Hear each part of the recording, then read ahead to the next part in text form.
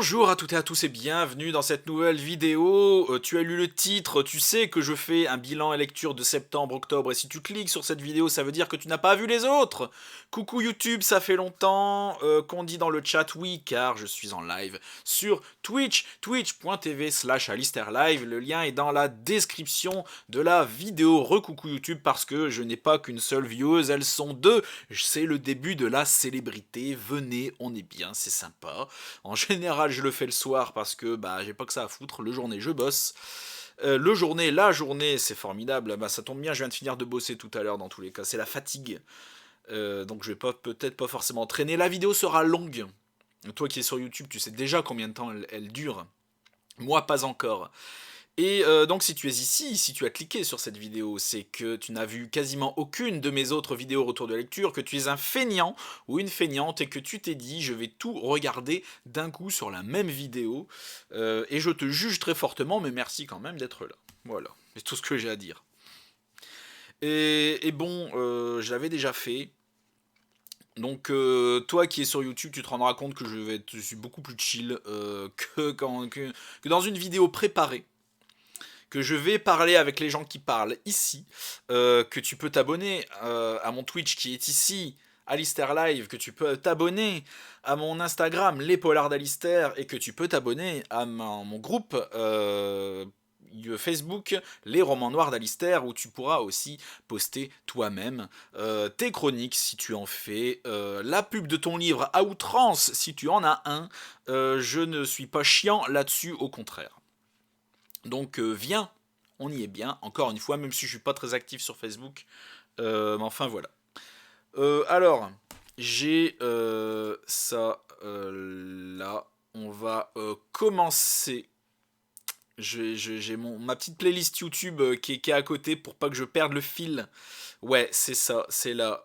On va commencer par mon premier livre du mois de septembre, qui est un Agatha Christie. J'ai lu, donc ça c'est un double, c'est une édition France Loisirs, 5h25. D'ailleurs, si tu as Vinted et que tu en vends toi-même, mets-moi en commentaire, mets-moi ça en commentaire, ça m'intéresse. Parce que j'en achète sur Vinted, notamment. Parce qu'il n'y a que sur Vinted que j'en trouve. J'ai lu 5h25, le je ne sais plus combien, roman, 11e je crois, roman d'Agatha Christie. Et je ne m'en souviens plus beaucoup. Je sais que c'était vraiment bien, donc je vais vous lire la couverture rapidement. Ah oui, si, ça me revient. La table qui se trémoussait au cours de la séance de spiritisme avait raison. Le vieux capitaine misogyne a été assassiné. Tout l'entourage est suspect, les domestiques, les héritiers. Tout particulièrement ce neveu qui, le jour du crime, avait pris pension à l'auberge voisine. C'est la fiancée de ce dernier qui, en collaboration avec un journaliste, va mener sa propre enquête. Donc c'est pas un Poirot, c'est pas un Beresford, c'est pas non plus un Marple, c'est vraiment un enquêteur indépendant. Je vais pas passer 3 ans là-dessus. C'est un bon Agatha Christie, plus dynamique un peu que les autres parce que en fait l'enquêtrice est plus jeune. Ils sont deux aussi, un peu Beresford amélioré, j'ai envie de dire. Ils sont jeunes, ils sont dynamiques, cette enquête leur tient à cœur et il y a un délire de spiritisme dedans qui est assez prenant, franchement, qui est bien. Et voilà. Ah mince, attends. Voilà. Qui est bien. J'ai vraiment bien aimé. Je peux pas trop vous en dire parce que je ne veux pas spoiler. Mais ça, il y a un peu une vibe Roger Ackroyd. Si vous voyez ce que je veux dire. Je veux pas non plus spoiler le meurtre de Roger Ackroyd. Mais donc je vais spoiler parce que après tout tu n'as qu'à avancer de quelques secondes si tu veux pas être spoilé. Roger Ackroyd, en fait, le meurtrier, c'est le narrateur. C'est le personnage que nous avons en narrateur, en fait. Et là, il y a un peu une vibe comme ça, en fait. C'est pas le narrateur, attention, hein, le meurtrier, il n'y a pas vraiment de narrateur en soi, mais disons qu'il y a un peu une vibe, un peu de ce genre-là, je trouve. Une personne complètement inattendue, Donc j'ai vraiment trouvé ça cool, avec des enquêteurs cool. C'est pas le meilleur, c'est pas révolutionnaire, mais c'est vraiment très plaisant à suivre, c'est très dynamique. J'ai passé un très bon moment devant. Voilà, donc après, si vous voulez vraiment découvrir ce qu'est Agatha Christie, ne commencez pas par 5h25. Je pense que 5h25 fait partie des romans où on le lit quand on... Comment? Quand on a déjà découvert un peu d'Agatha Christie. Voilà. Si on voulait vous faire une bonne idée, commencez vraiment avec un Hercule Poirot ou un Miss Marple. Là, vous aurez une bonne idée de ce qu'est Agatha Christie, surtout un Poirot. Voilà, 5h25, voilà. C'est pas du tout représentatif, quoi. On va dire ça. Après, le deuxième. Je vais regarder dans ma playlist. Qu'ai-je lu après? Alors, nous sommes en août, septembre. 5h25. Ah oui, voilà. J'ai lu Sœur de Bernard Minier. Avez-vous déjà lu ce roman? Avez-vous déjà lu du Bernard Minier? J'ai envie de vous demander. Dans le chat. Histoire que je vois que vous êtes encore vivante. Parce que je vois ma connexion internet là sur OBS qui part dans le rouge des fois. Là, je suis en mode oh, pouloulou. Toujours vivante. C'est bon. Alors je sais pas ce qu'a ma connexion ce soir. J'ai failli annuler le live. Hein. J'ai failli annuler le live parce que je voyais que ma connexion merdait vraiment. C'est le deuxième Bernard Minier, celui-là. Le premier, je sais pas lequel c'est. Celui-là, c'est le deuxième, j'avais vu. Je sais plus lequel est le premier. Donc c'est... Je vais vous le lire de toute façon. Ah non, c'est beaucoup trop long à lire. Ah ouais, non, mais ma connexion, elle me fait des mauvais tours ce soir, franchement. Mais c'est à chaque fois que je veux live que j'ai des merdes comme ça. Faut que je me motive pour le lire, mais toujours pas à la fois. Mais en vrai, ça va, il est court. Il fait quand même 500 pages. Parce que comme ça, à voir en poche, tu te dis, oh, il est court. Ouais, il fait presque 500 pages. Faut les avaler quand même. Hein. Mais enfin, bon, ça va. En tout cas, moi, pour une chronique, je me dis, ouais, 500 pages, faut que je puisse les avaler à temps pour faire la vidéo. Il y a déjà un peu plus la pression. Mais pour un lecteur lambda, bon, on s'en fout. Et parce que moi, j'essaie de tenir des délais, quoi. C'est chaud. Et donc, en fait, c'est sur j'allais dire deux lignes temporelles. Mais c'est sur 2 temps. On est en mai 1993, il y a 2 sœurs qui ont été retrouvées dans une forêt, mortes évidemment, mais ils font tous environ pareil, les pages. Ouais, ouais, plus ou moins. Mais le Chatham que j'ai lu là, le dernier, bah d'ailleurs va voir la vidéo si c'est pas déjà fait. Elle vient de sortir, elle est sortie hier. Il fait 324 pages, un truc comme ça. Ou 300, pas 400 pages quoi. Entre 300 et 400 pages, donc ça va, franchement.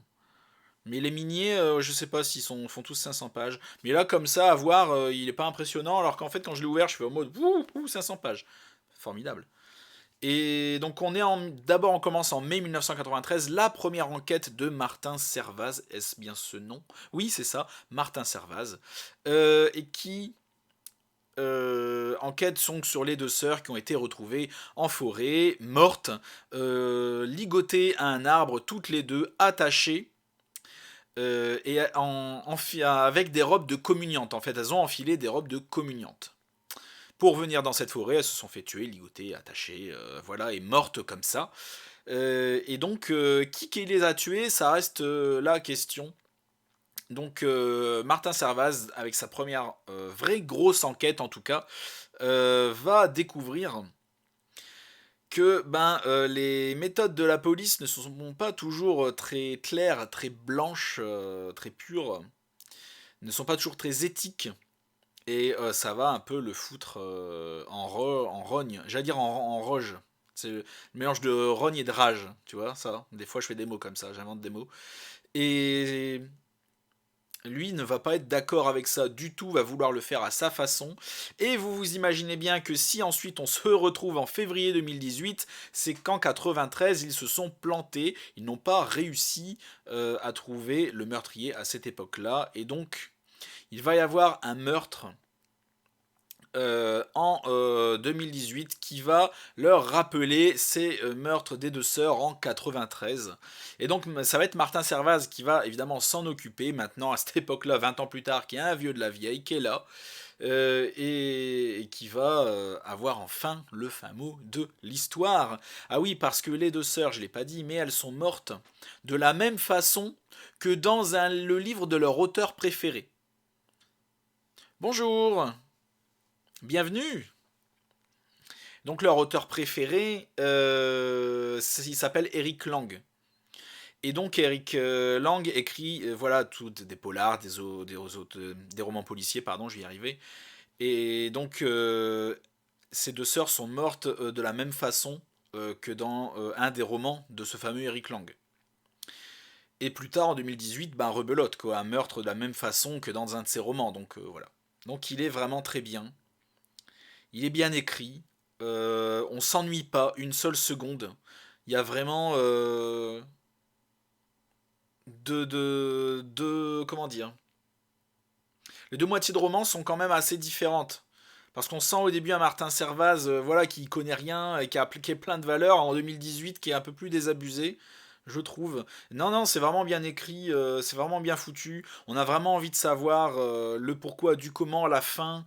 J'ai trouvé, j'allais dire folle, c'est exagéré.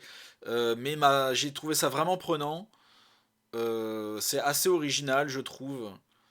Sans vraiment l'être. Fin, voilà, c'est vraiment cool. C'est vraiment cool. Franchement, ça part dans toutes les directions. Même moi, j'ai pas trop su quoi dire. Mais pas de problème. À tout à l'heure. Et voilà, d'habitude, j'ai quand même une idée. Mais là, j'ai pas trop su. J'ai pas trop. Après, c'est pas le genre d'enquête qu'on peut. Où on peut, voilà, à la Agatha Christie, on peut deviner, même si on peut se faire sa propre idée, encore une fois, à chaque fois. C'est le genre d'enquête où on est spectateur, on n'est pas acteur dedans. Mais là, j'avoue que ça partait. Je me suis pris le bouquin dans le nez. Je- Ça part tellement dans tous les sens, en fait. Il y a tellement peu de pistes que, ben, du coup, j'étais à fond dedans. C'était trop bien. Et en fait, je partais avec un bon a priori sur Bernard Minier. Mais à la fois, en fait, j'avais très peur d'une déception. Très très peur d'une déception. Et je me suis dit, bon, je vais le lire. J'étais un peu dans l'expectative. J'étais en mode pourvu que ce soit bien parce que j'ai trop bons a priori sur Minier, quoi. Et c'était trop bien. Je ne le regrette pas. C'était cool. Avez-vous déjà lu du Minier? Et si oui, avez-vous aimé? Tant qu'on est là. Ah, je regarde mon retour sur OBS et je vois que j'ai très bien calé le chat. Ça me convient parfaitement. Sur le dernier message apparent, il est juste là. Nickel. Je suis trop fort. Je commence à être bon. Hein. Donc avez-vous lu du Minier? C'est la question que je pose. En attendant, je vais parler de mon roman suivant. Je me suis dit, tiens, Harry Potter. Voilà, à partir de maintenant, de temps en temps, je vais lire un Harry Potter. Alors, évidemment, je vais recommencer du début. Je vais tout faire. Je vais tout faire. Les 7 Harry Potter, Harry Potter et l'enfant maudit, qui n'est vraiment pas bon, et- mais à l'époque c'était mon impression dans ma lecture, je vais le relire une deuxième fois, plusieurs années après, et me faire vraiment une idée définitive de est-ce que c'est vraiment si mauvais. Et voilà. Et là, plus de 10 ans après, relecture d'Harry Potter à l'école des sorciers, version collector, pour ceux qui n'ont pas vu ma vidéo bande de feignants. Voilà, c'est la version 20e anniversaire qui est là, avec des beaux dessins. Alors, je vous montre le sommaire un peu, vous faites pause, vous êtes des grands, normalement, à moins que ce soit marqué à l'envers, je ne sais pas. Avec, donc c'est la version Gryffondor, donc il y a évidemment Godric Gryffondor, qui est là avec son histoire, tout ça. Bon, il n'y a pas non plus d'informations supplémentaires, voilà, tout ce qui est marqué là-dedans, tout ce qu'on peut lire avant le début de l'histoire, en fait, si vous avez lu les 7 livres, vous savez déjà tout. Voilà, ça il n'y a pas d'éléments. Voilà, il y a la carte qui est très bien. Je te casse la gueule. As-tu déjà lu les livres aussi ou alors tu te bases que sur les films? Parce que si tu te bases que sur les films, c'est pas bien. Il faut se baser sur les livres. Haha, pas pareil. Et oui, c'est possible de pas aimer. Mais oui. Une de ma meilleure amie n'apprécie pas trop Harry Potter. Mais encore une fois, je lui dis de lis les livres. Il faut lire les livres. Quoique les deux premiers films, les deux, en fait, si on se base sur les, en fait, ça dépend de ta première expérience avec Harry Potter. Il y a des gens qui sont très expéditifs. T'as essayé les livres quand même, du coup, ouais. Parce que les films, si t'as commencé par un film à partir du troisième,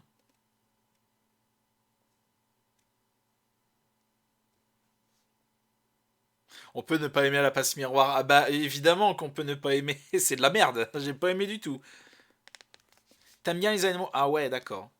Ben le truc en fait, c'est que si ta première expérience avec Harry Potter, ça a été un des films à partir du troisième film, je comprends que tu te dises putain c'est de la merde. Je comprends complètement. Mais si t'as commencé avec le premier film, je te comprends pas du tout. Ou le deuxième, tu vois, parce que c'est les deux meilleurs, de loin, de ouf. Mais vraiment, ils sont exceptionnels ces films-là. Et tellement fidèles au livre, on vous rendez même pas compte. C'est un truc de ouf. D'ailleurs, dans ma vidéo, j'en parle. Et c'est vraiment... surtout le premier film. Surtout le premier film. Bon, il y a quelques petites choses en moins, mais point de vue fidélité de ce qui est raconté dans le film, c'est littéralement le livre. Littéralement. Tout ce qu'il y a dans le premier film est legit ligne mot pour mot ce qu'il y a dans le livre. Chris Columbus n'a rien changé, absolument rien. Dans le 1. Dans le 2, il faudrait que que je le lise. Ah ouais. Ouais, ouais. T'as été déçu du premier film, Joyce? Parce que moi, je peux te dire que le premier le film, c'est littéralement le livre. Hein. Littéral. Du début à la fin. C'est littéral. Il n'y a rien qu'à changer. Ils ont enlevé une ou deux épreuves à la fin, mais concrètement, il n'y a rien qu'à changer. Franchement, c'est legit ça. Le 2 pareil. Hein. Le 2, il faudra que je le relise, mais moi, dans mes souvenirs, c'est ça. Il n'y a rien qui change. À partir du troisième, c'est même carrément du copier-coller. C'est même. En fait, je pense que il faudrait vraiment que tu le relises et que tu regardes le film juste après, comme j'ai fait. Il faut enchaîner les deux. Tu lis le livre assez vite, tu enchaînes par le film. Et là, tu te rends compte à quel point c'est exactement pareil. Exactement pareil.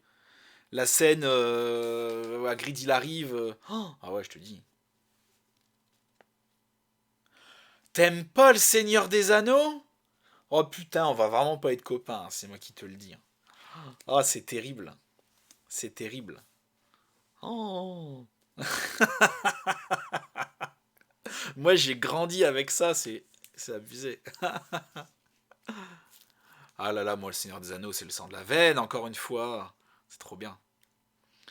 Après, ça dépend quand est-ce que tu l'as connu.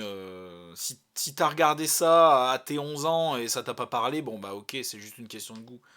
Mais si t'as connu ça adulte, bah je comprends d'un autre côté, tu dis ouais.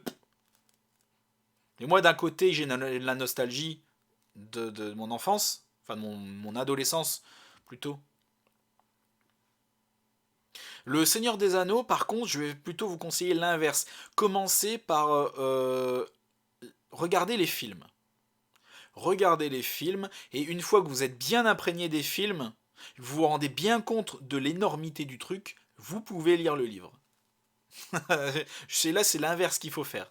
C'est pour vous, je dis ça pour votre santé mentale. C'est vraiment. Et on est vraiment pas les mêmes, hein. Clémence, on n'est pas les mêmes du tout. Je n'aime pas Star Wars. Tu supportes pas. Je ne supporte pas Star Wars. Pam pam boum boum dans l'espace, je suis ton père, nique ta mère. Voilà, c'est vraiment.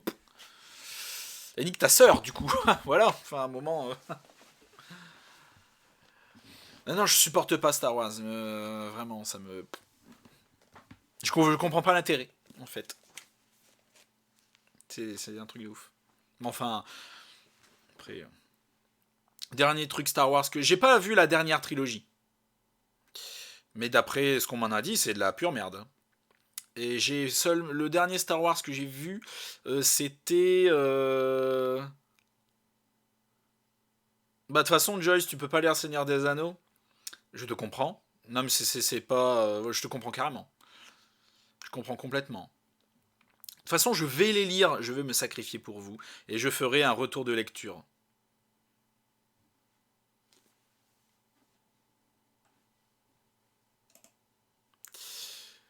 Hey Joyce, tu sais quoi, ton commentaire a été retenu par le bot du chat pour un... Il a cru que tu m'insultais. Mais j'ai autorisé. T'as vu ça, franchement. Non mais voilà, non mais pour moi le Seigneur des Anneaux, je m'y suis intéressé, hein, mais vraiment ça me dit rien. Mais je comprends qu'on puisse ne pas lire Seigneur des Anneaux, franchement je comprends carrément. C'était à l'époque, il y a très longtemps, je les avais commencés. Et après j'ai lâché parce que j'étais pas peut-être pas assez mature pour les lire ou j'étais pas assez prêt, point de vue lecture que. Et Black Panther 2, j'ai pas encore vu. Mais je pense pas le voir, ou peut-être plus tard en Blu-ray. En vrai, je sais pas. Si ma bande de potes me fait chier pour aller au ciné et veut voir ça, j'irai le voir. Mais de moi-même, j'irai pas le voir. Le 1, j'ai beaucoup aimé. Je l'ai en Blu-ray. J'ai bien kiffé. Je sais même plus ce que je disais. Pourquoi quoi? C'est quoi cette réaction? Qu'est-ce que j'ai dit? Donc le dernier, je disais le dernier Star Wars que j'ai vu, c'était la vie de Luke Skywalker. Non, oh, je sais plus là, le mercenaire de l'espace là, j'ai plus son nom. C'était bien de la merde, hein. C'est pas bien. Bon, enfin, bref, le Seigneur des Anneaux, je comprends carrément. C'est tellement énorme. J'allais dire presque indigeste, tu vois. C'est extrêmement dense. Extrêmement dense. Je comprends complètement qu'on dit c'est pas mon truc. Limite, imprégnez-vous bien des films. Une fois que vous êtes bien imprégné des films et de l'univers et que vous avez bien le délire en tête, là, vous pouvez commencer les livres un peu plus prêtes. Harry Potter, quoi. Enfin bref, tout ça pour dire que c'est très bien, que en relisant surtout le 1, je me suis aperçu vraiment que la plume de J.K. Rowling, voilà, tu vois, on peut reprocher, encore une fois, je vais le redire un peu plus clairement ici, on peut reprocher ce qu'on veut à J.K. Rowling. Je suis retourné voir exprès parce que il y a une connasse en commentaire, je sais pas si vous avez vu, en commentaire c'est comme Dune, mais carrément. Mais carrément, mais Dune, en fait, je suis en train de faire une préparation psychologique pour pouvoir vous le lire en 2022. De retour, re, j'allais parler d'un sujet sensible. Donc je disais, voilà, on peut dire ce qu'on veut sur J.K. Rowling parce que si vous avez vu, donc là vous ne pouvez plus le voir parce que je les ai supprimés. Mais en dessous de ma vidéo, ma dernière vidéo où je fais mon retour de lecture à Harry Potter, il y a une connasse, parce que pour moi ça s'appelle comme ça, qui a commencé à me clasher, a commencé à me dire que J.K. Rowling n'était pas transphobe et qu'elle avait raison de dire ce qu'elle a dit, et que voilà, que c'était dérangeant, et donc que j'ai commencé par être aimable, évidemment. Au début, j'étais en mode, mais non. Mais voilà, si je l'ai dit ça dans ma vidéo, c'était parce que je sais que c'est un sujet sensible et que j'ai dit quoi qu'elle puisse dire et de transphobe. Et évidemment, je ne suis pas transphobe, donc je ne valide pas ce qu'a dit J.K. Rowling. Voilà, c'était très général. C'était surtout pour, en fait, je voulais me protéger, ne pas me faire taper dessus. Et t'as cette connasse qui a commencé à me dire, qui a commencé à me clocher, a commencé à me dire de la merde. Et donc j'ai envoyé chier assez salement et j'ai supprimé les commentaires. J'ai dit laissez-moi tranquille, je l'ai insulté et puis terminé. J'ai laissé assez longtemps pour qu'elle puisse le voir et puis après je l'ai enlevé. Mais tout ça pour dire que voilà, c'est une connasse autant que vous voulez, mais J.K. Rowling, mais elle a un talent d'auteur de ouf. Elle a une écriture de ouf. Parce que bon, on peut être qui on est, mais le talent reste le talent. Pas vu, mais je fais la différence entre la personne qu'elle est et les choses moches qu'elle en dit sont un autre. Ben c'est ça. C'est ça, et c'est ce que je dis, en fait, c'est ce que j'ai voulu dire dans ma vidéo, tu vois. On peut lui reprocher ce qu'on veut, mais malgré tout, ça reste une putain d'auteur qui écrit super bien, et faut pas oublier que c'est elle qui a créé Harry Potter, et toute cette saga, toute cette hype, et cet argent que se fait la Warner, c'est grâce à elle.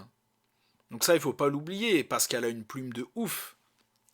Parce que imaginez un petit sorcier qui va dans une école et qui part de zéro et on découvre tout ça avec lui, en même temps que lui, au fur et à mesure, et distiller toutes les informations de son monde dans ces 7 tomes aussi bien, il sait quand même...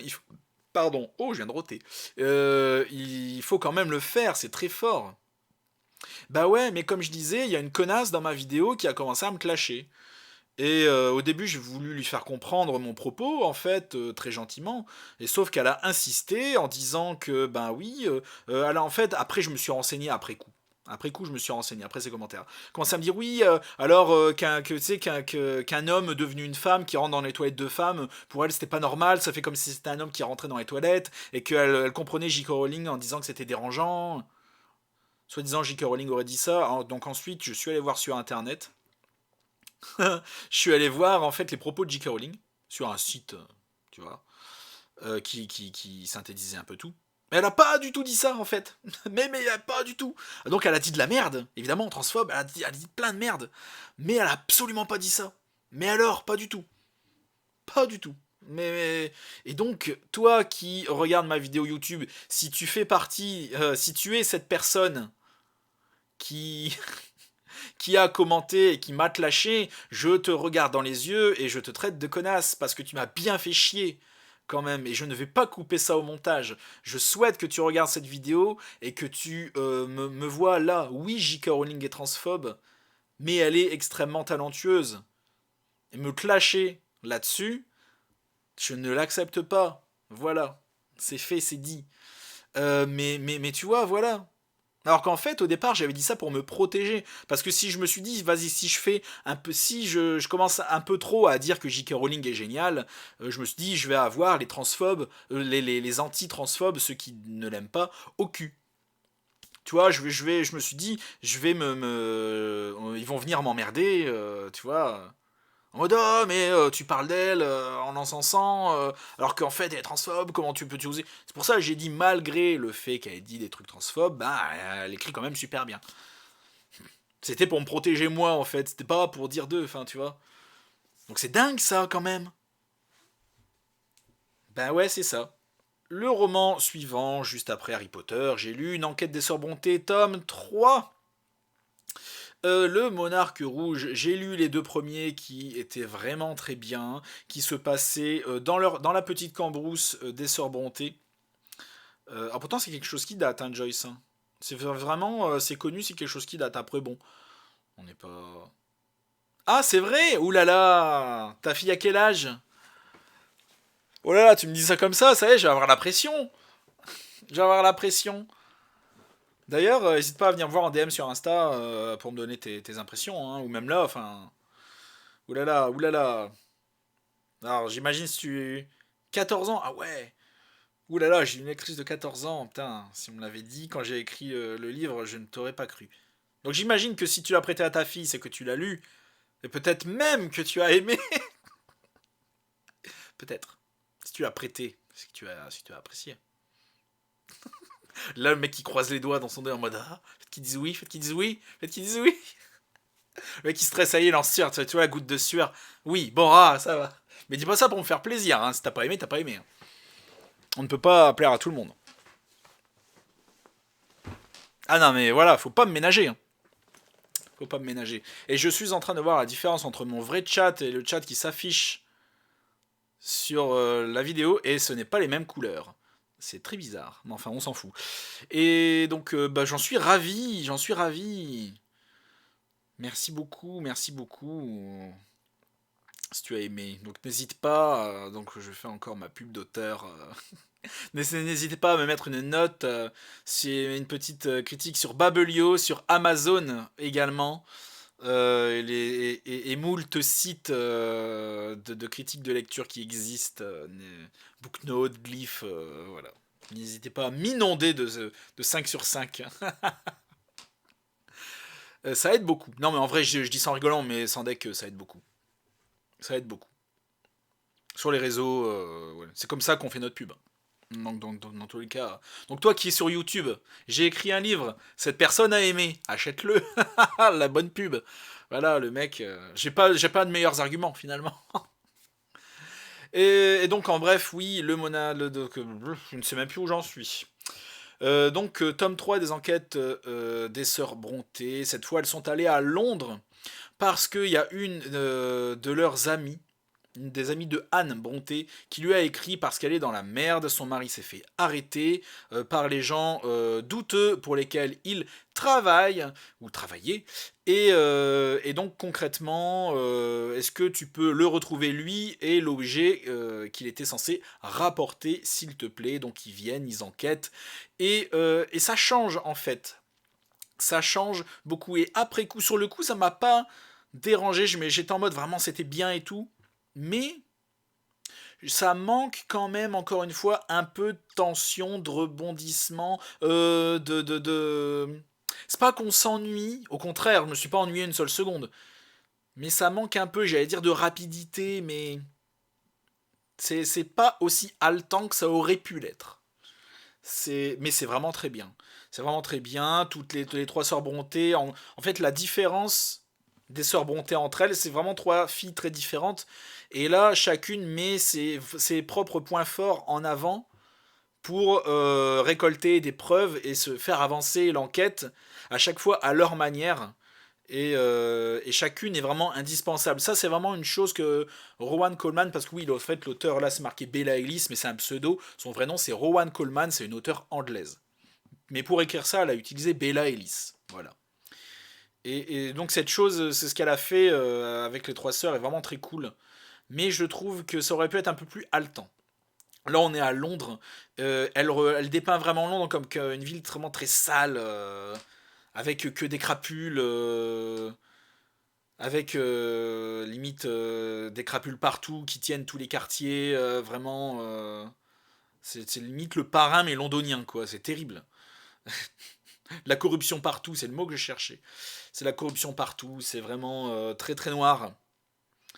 Très très noir, malgré le fait que la couverture est vraiment rouge, parce que le monarque rouge, oui, c'est un papillon.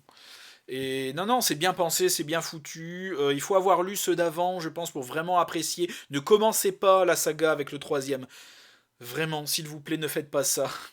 Commencez-le avec le premier. C'est une saga qui doit, à mon avis, se lire dans l'ordre. En tout cas, le troisième, ne commencez pas avec. Tout bêtement. Vous pouvez commencer avec le deuxième, si vous voulez. Mais ne commencez pas avec le troisième. Vous pouvez commencer avec le deuxième et ensuite lire le premier ou quoi.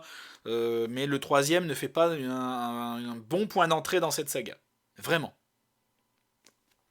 Mais enfin bref, c'était bien. On retrouve. En fait, la plume de Rowan Coleman est très élégante. Vraiment très efficace. Elle raconte vraiment très bien. C'est vraiment quelqu'un de cool.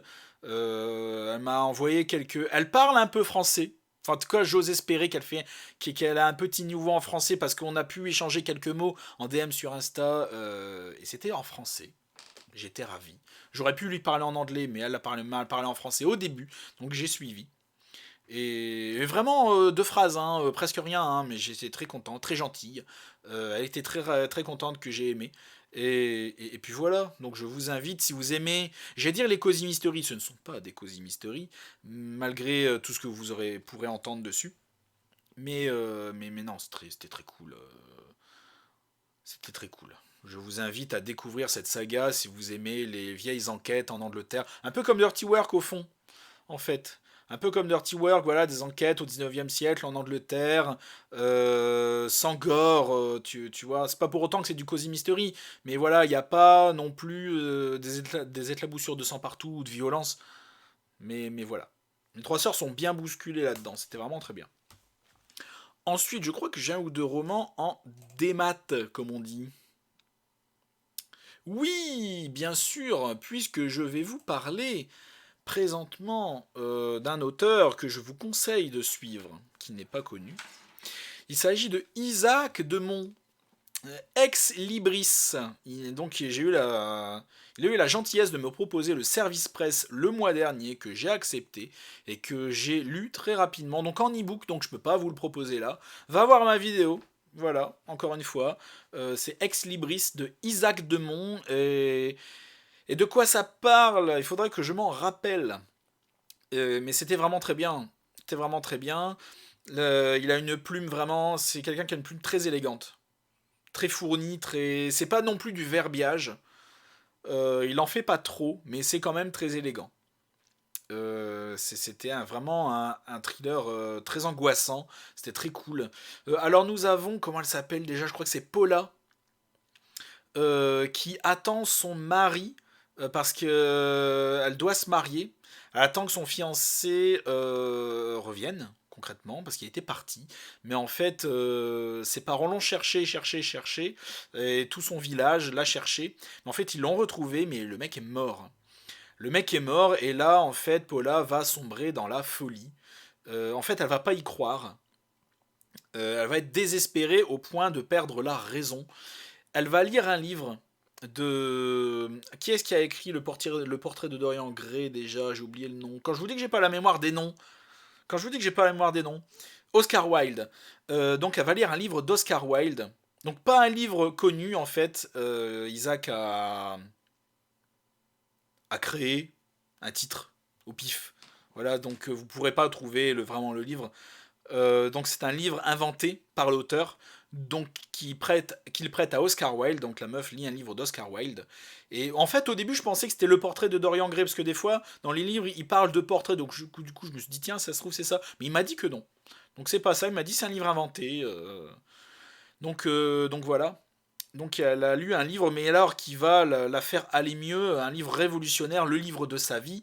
Et donc sa quête, sa nouvelle quête, ça va être de rencontrer Oscar Wilde et de lui dire à quel point elle le trouve génial, voilà, comme un fan d'un youtubeur un peu trop malsain. Concrètement, c'est ça. Et donc, est-ce qu'elle va y arriver? Est-ce qu'elle va réussir à sortir de chez elle? Tout ça, c'est la question. Isaac Demont. Isaac de Mont, M-O-N-T. Et il écrit vraiment très bien, hein. Je trouve qu'il a une plume élégante, en tout cas bah, de toute façon, tu peux aller voir ma vidéo. Ma vidéo, je suis très mi-figue, mi-raisin dedans. Tu vas être mort de rire. Mais en fait, j'ai bien aimé. Il faut pas se fier trop à ma réaction dans cette vidéo.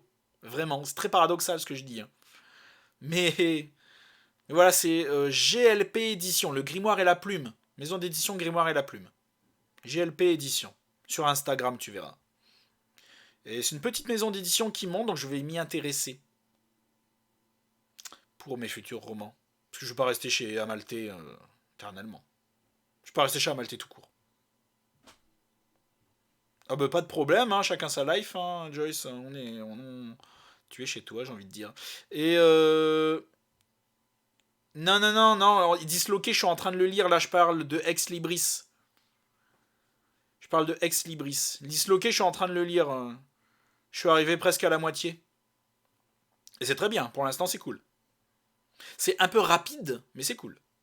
Ça va très vite, mais c'est cool.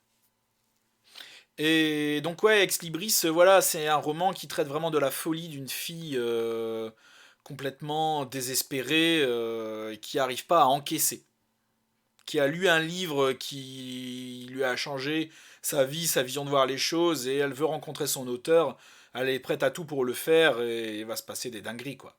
Et c'est vraiment très bien, mais dans ma vidéo, vous voyez, je suis très dans l'expectative, très mi-figue mi-raisin, très pas convaincu, mais en fait pas du tout, enfin, encore sous le choc en fait. Encore sous le choc de cette lecture. C'est la première fois que ça me fait ça. C'est la première fois que ça me fait ça. Du coup, le mec, Isaac était ravi. Il m'a dit ta réaction est géniale, c'est pile celle que je voulais, t'es choqué, tu sais pas de quoi tu dis, t'es en mode ah, voilà. Il dit c'est pile ce que je voulais. C'est pile l'effet que je veux faire. Donc j'ai dit écoute, un plaisir. Mais non, après coup maintenant, non, le livre est bien, le livre est très bien.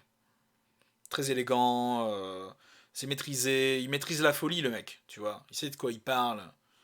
Ça se trouve il est fou lui-même, tu vois. Non, je commence à le croire. Non, mais je vous invite à le lire. Donc Isaac, si tu me regardes, à mon avis non, hein, mais si tu me regardes. Enfin, voilà, Disloqué, c'est la prochaine vidéo justement, Joyce Disloqué. Pour peut-être demain. Parce que là, si je peux continuer ma lecture après, si je termine demain ou jeudi, je sors ma vidéo. Parce que il fait ça, la lecture fait moins de 200 pages, 198 pages. Et encore, le livre commence à la page, l'histoire commence à la page 7, donc tu vois, 190 pages. Donc ça va aller vite.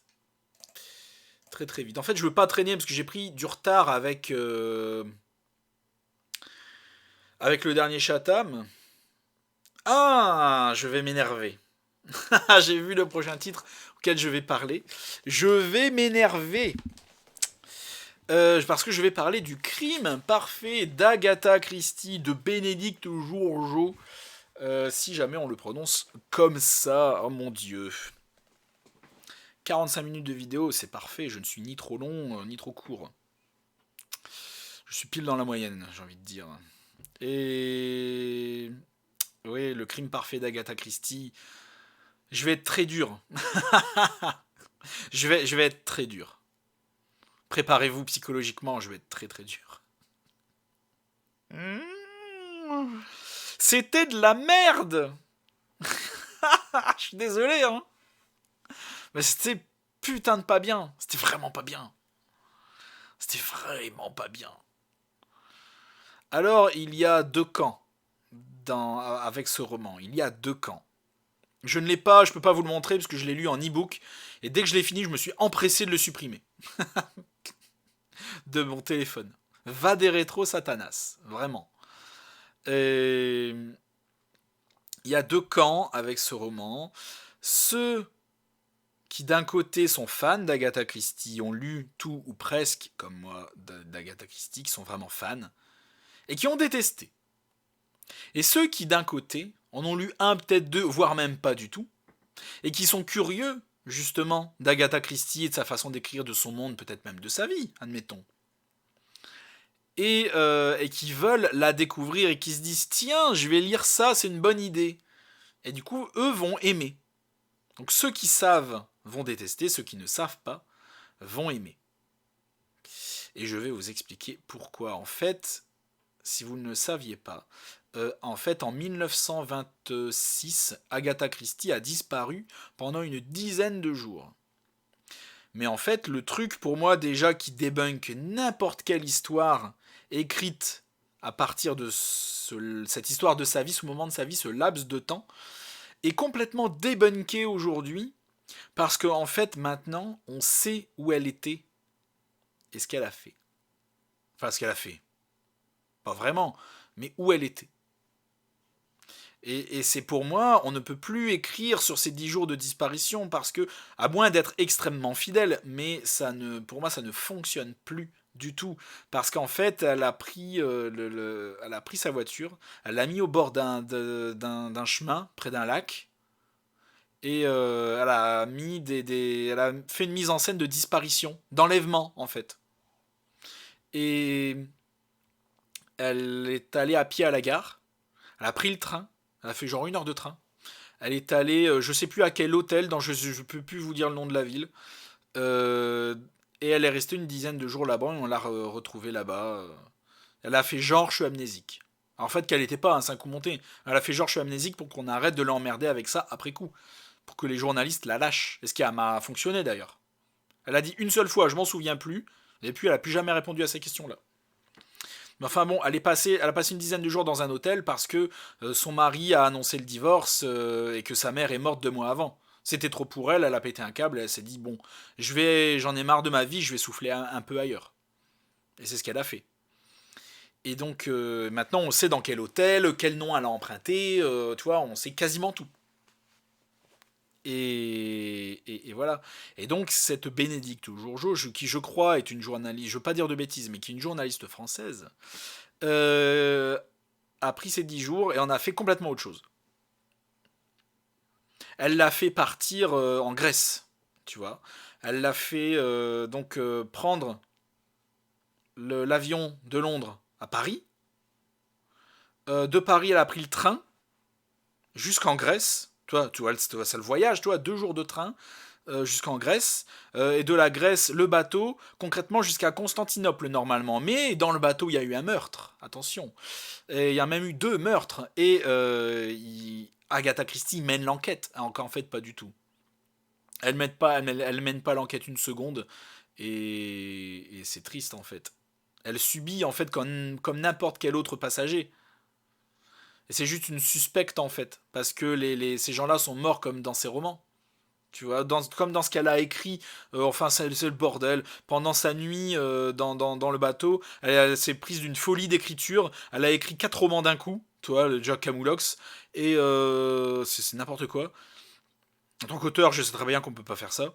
Même 4 ébauches de romans en une soirée, c'est impossible, tu vois. Ou alors c'est quatre merdes, c'est pas possible. Même en étant Agatha Christie, hein. Et tout ce qu'elle a écrit, ben, concrètement, ça s'est retrouvé dans les meurtres qui ont suivi. Donc c'est ça le bail en fait. Et Agatha Christie mène l'enquête? Non, elle mène pas l'enquête. Elle subit comme une suspecte parce qu'évidemment elle est suspectée. Mais elle mène pas du tout l'enquête. C'est quand même chaud. Je te dis. Et ensuite il y a un délire psychiatrique parce qu'en fait, attention, spoiler, hein, si jamais vous passez par là et que vous voulez pas vous faire spoiler, mais j'en ai rien à foutre. Elle se réveille d'un seul coup dans un lit d'hôpital et tout le délire de je voyage jusqu'en Grèce et le meurtre et tout, en fait, c'était un délire psychiatrique. En fait, la meuf est folle. La meuf est folle, d'un seul coup, elle se réveille dans une chambre d'hôpital et tout ça, en fait, c'est un délire. Voilà, donc elle est à moitié dans son délire, à moitié avec le docteur, à partir de ce moment-là. À un moment, elle chute, elle se tape la tête, et donc, évidemment, elle se blesse. Quand elle se réveille dans un lit d'hôpital, mais un vrai hôpital, hein, pas l'hôpital psychiatrique, hein. Et puis, en fait, tout le délire à partir du début du roman jusqu'à ce réveil-là, c'était un coma. Tu vois un peu le délire? C'est un coma. C'était Inception, le truc. C'était un coma. Et tout ce qui s'est passé, toute cette rétrospective, même cette folie, c'était dans sa tête. Parce que dans son délire, la meuf a vu Freud. Sigmund Freud, toi, le mec, le gros psychanalyste de la mort qui tue. Elle a vu Freud. Donc comme elle a vu Freud dans son rêve, elle est allée voir en vrai en mode vous m'avez vu dans mon rêve? Le mec est là, bah non. Lol, nope, tu vois. Enfin. Et donc en gros, j'ai pas aimé quoi, c'était de la merde. C'est une honte quoi. Comment la famille d'Agatha Christie a pu valider ça quoi?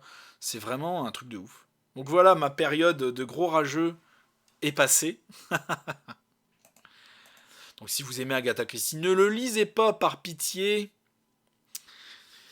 Mais juste après, il me fallait ma dose d'Agatha Christie. Du coup, j'ai lu La Maison du Péril, le 12e roman d'Agatha Christie. Vous êtes toujours vivant ou vous êtes juste attentif? Et après, Agatha Christie, c'est peut-être moins votre délire, hein, c'est peut-être ça. Et donc, je me suis dit, après un truc pareil, il faut que j'en lise un vrai. Tu vois, attentive, bah, c'est bien. C'est bien. Mais en fait, voilà, le truc, je reviens sur le crime parfait d'Agatha Christie de Bénédicte Jourgeot. Le truc, c'est que je me suis dit, tu vois, des gens qui veulent en savoir un peu plus sur la vie d'Agatha Christie parce que ça les intéresse, qui sont pas du tout au courant, qui ne la connaissent presque pas même, ni lu ses romans, ils voient un roman, ils se disent, ok, c'est une auteure qui raconte un peu sa vie, mais pas du tout en fait. Il s'est absolument pas passé ça. Et ça va véhiculer des fausses idées. Et les gens vont prendre ça pour argent comptant. Et je trouve ça extrêmement triste, tu vois.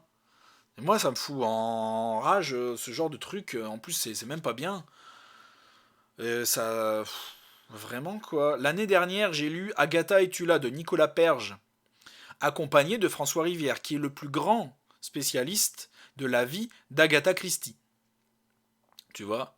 Alors j'ai pas aimé non plus. Mais ce que je peux mettre à leur crédit, c'est que c'était extrêmement fidèle à la réalité. Ils lui ont vraiment fait la mise en scène, ils lui ont vraiment fait prendre le train, et dans le bon hôtel en plus. C'est juste en fait ce qu'elle a fait là-bas, dans cet hôtel, que je trouve et qui est claqué. Mais en soi, tout le reste est, je dirais bien, mais fidèle à la réalité. L'histoire arrivée à l'hôtel, ce qu'elle fait et tout, c'est nul. Mais le reste est bien.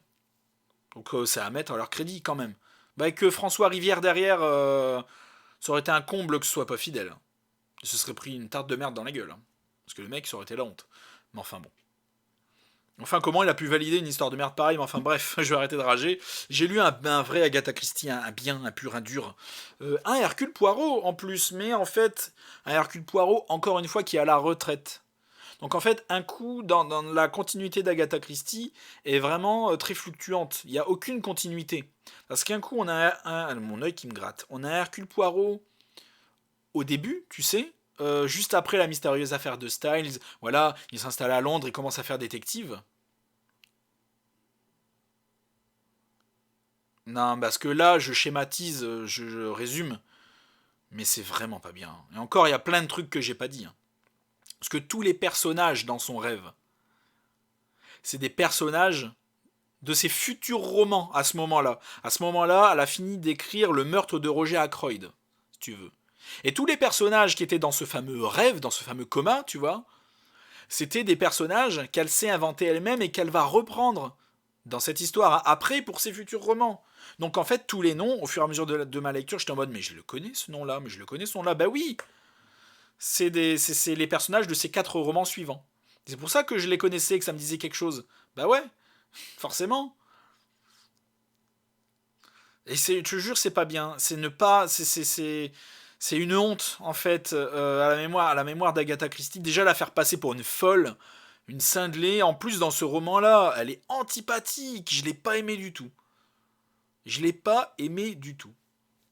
Ah mais complètement, complètement. Mais en fait, elle a un caractère de vraiment de connasse en fait. Et en plus de folle, tu vois, d'instable.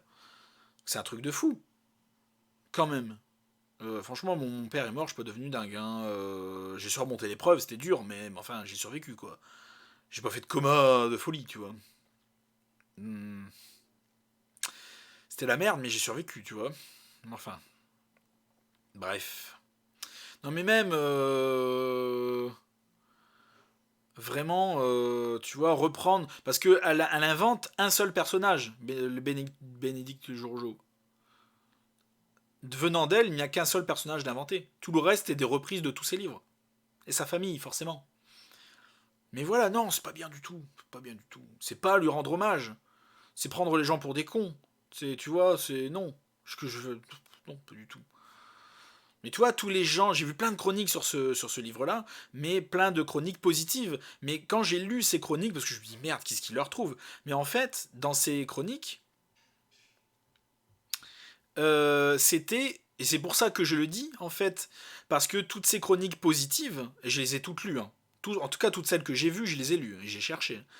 Ce n'étaient que des personnes qui ne connaissent pas Agatha Christie, ou qui démarrent, qui la connaissent très très peu. Et donc, comme je l'ai dit, comme ils ne la connaissent pas, ils ont trouvé ça bien. Et les rares chroniques de ceux qui connaissent Agatha Christie, ou certains lecteurs que j'ai pu croiser et qui me connaissent un peu, et qui aiment beaucoup Agatha Christie et qui l'ont lu justement parce que c'est sur cette période-là, l'ont lu et, comme moi, n'ont pas aimé. Tu vois, les fans d'Agatha Christie que je connais et qui l'ont lu ont le même avis que moi. Donc d'un côté, ça me rassure. Donc ouais, bref, 5h25, c'est très bien, c'est un Hercule Poirot. Donc tout ce qu'il y a de plus classique, tout ce qu'il y a de bien, tout ce qu'il y a de plus intrigant. Et franchement, je me suis laissé surprendre. Après, j'étais peut-être pas à 100% à fond dedans, mais c'était très bien. C'était très bien. Il y a plein de pistes possibles et différentes. C'était vraiment très cool. En fait, j'ai parlé du meurtre de Roger Ackroyd la dernière fois. Alors là, je vais être très énigmatique. Si vous savez Si vous connaissez le nom du de la meurtrier, meurtrière, voilà, si vous connaissez le mot de la fin dans le meurtre de Roger Ackroyd, alors voilà, gardez cette idée-là en tête et inversez l'idée. Inversez tout. C'est le contraire. Vous voyez ? Si vous ne pigez pas, j'y peux rien. Je suis désolé. Mais en fait, elle nous a fait une Roger Ackroyd, mais à l'envers, avec ce roman. Et je ne peux pas vous en dire plus si vous ne l'avez pas lu. Voilà. Parce que Roger Ackroyd, c'est très très bien. Et La Maison du Péril, c'est très très bien aussi. Parce que le mot de la fin, le qui a tué ou qui a voulu tuer, eh ben, c'est l'inverse de Roger Ackroyd. C'est l'inverse. Voilà, donc apparemment Paul a l'air de savoir de quoi je veux parler, mais voilà, ce n'est pas le narrateur, évidemment.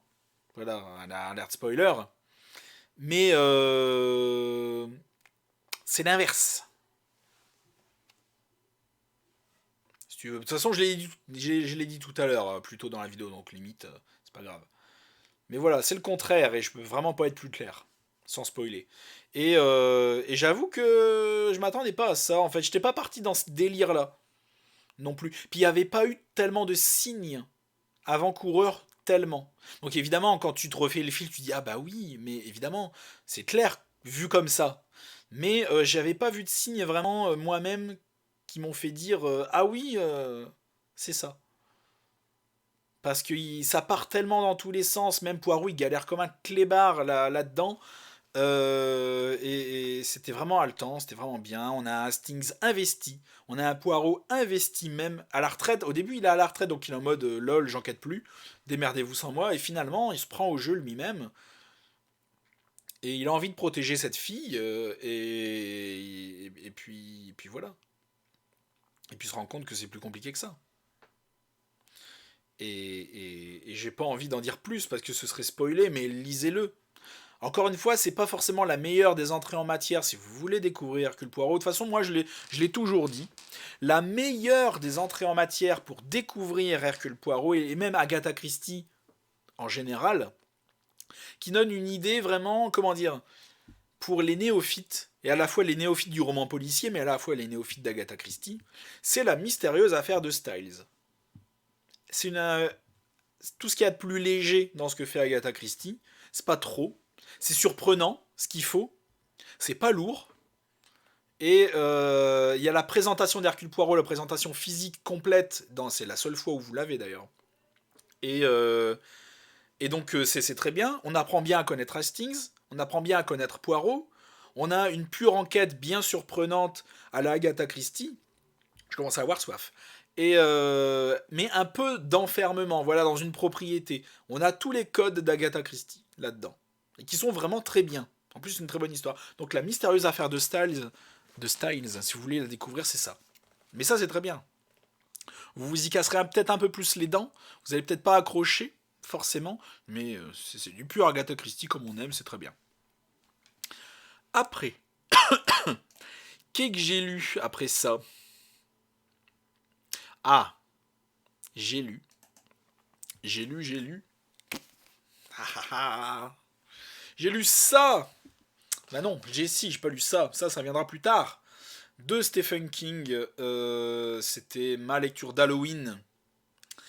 J'étais persuadé que j'allais avoir des connards, ou des connasses, qui allaient monter au créneau pour me dire que ce livre était révoltant, quand j'ai annoncé que je lisais Jessie, que ce serait ma lecture d'Halloween. Mais rien, j'étais limite déçu de ne pas avoir de détracteurs. Parce que je m'attendais à en avoir, en fait, je m'attendais tellement fort à en avoir que j'étais déçu. Parce qu'en fait, vu les thèmes de ce livre, pardon, je me suis attendu à ce qu'on... Ben ouais, non, mais même mauvaise langue, même pas. Mais parce que vu le thème, ça se comprend carrément. Ça se comprend carrément. Si vous n'avez pas vu la vidéo, le thème, c'est le viol, en fait.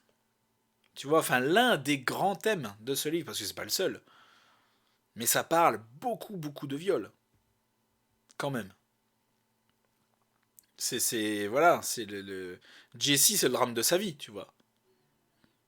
C'est exagéré, un peu exagéré ce que je dis, mais il faut connaître l'histoire. Mais concrètement, c'est quand même chaud. Et voilà, donc je me suis dit, bon, ceux qui l'ont lu, ceux qui n'ont pas aimé, ceux qui sont sensibles, féminisme, tout ça, je me suis dit, bon, je, je vais m'en prendre une ou deux. Mais j'attendais que ça en plus, mais même pas. Très déçu. Donc c'est l'histoire de Jessie, comme vous avez pu le deviner, qui prend quelques jours de repos avec son mari dans sa maison au bord du lac, voilà. Et depuis quelque temps, Madame Monsieur se font chier au plumard. Se font chier au plumard. Du coup, Monsieur a eu une idée. Je vais commander 2 paires de menottes, chérie, je vais t'attacher, ça va être le feu. Et ça a été le feu au début. Évidemment, au début. Au début, Madame avait juste les yeux bandés. Ce qui lui a plu. Monsieur a voulu passer à vitesse supérieure. Madame a dit ça tombe bien, je commence à me faire chier avec les yeux bandés. Donc m'a attaché, elle a kiffé. Mais elle a kiffé. Tu vois, bon. Elle l'a même dit elle-même. Hein. Je veux dire, c'est du Stephen King, c'est cru.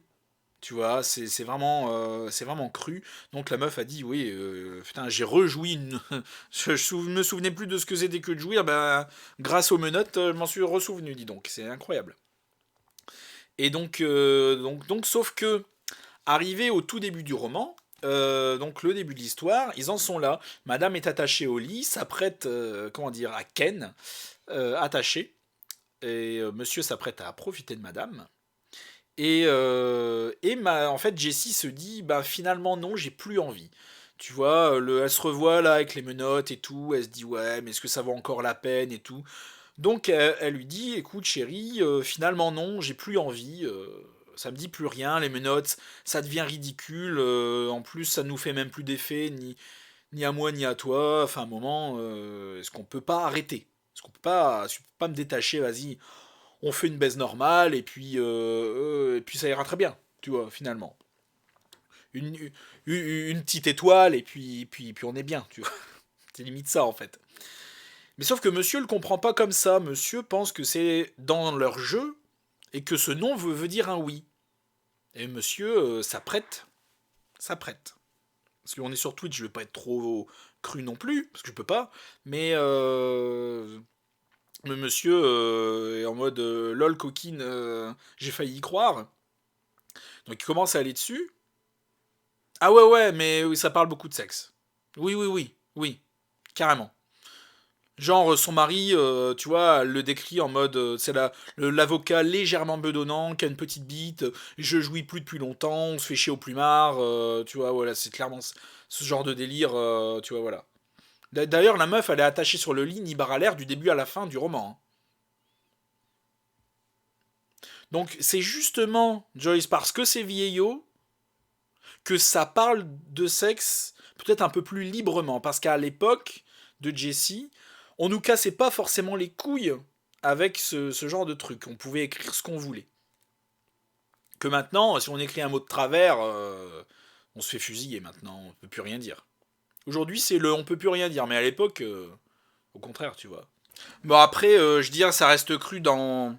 C'est pas vulgaire, tu vois. Ouais, merci. T'as vu ça? Mais en fait, c'est pas vulgaire. Pour moi, Stephen King n'est pas vulgaire, il est cru. Pour moi, c'est différent. Donc tu peux parler de cul de manière très ouverte et très crue, mais sans être vulgaire, tu vois.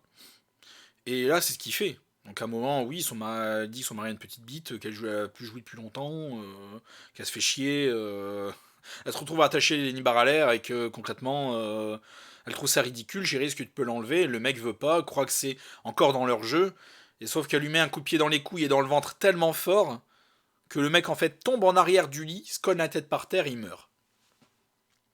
Et du coup, son mari mort, ben, elle se retrouve attachée au lit seule. Les clés sont loin, de quoi manger, de quoi boire, c'est loin. Voilà. Et la meuf est attachée au lit et va savoir comment je fais pour sortir. Et c'est là toute l'histoire. Mais derrière, on va avoir forcément qui dit voilà, donc c'est un thriller d'enfermement, légèrement d'épouvante, tu vois, légèrement. Ça vient plus tard, l'épouvante. Mais on va voir alors cette édition, qui date de 1992, ou 93, fait une 400 pages, un truc comme ça. Même pas 400 pages. 389 pages. Et moi, j'avais 3-4 ans, tu vois. Je vais te dire exactement. C'est une édition Albin Michel de 1980. Alors, le roman est sorti en 92 et c'est une édition de chez Albin Michel en 1993. Et j'avais 4 ans.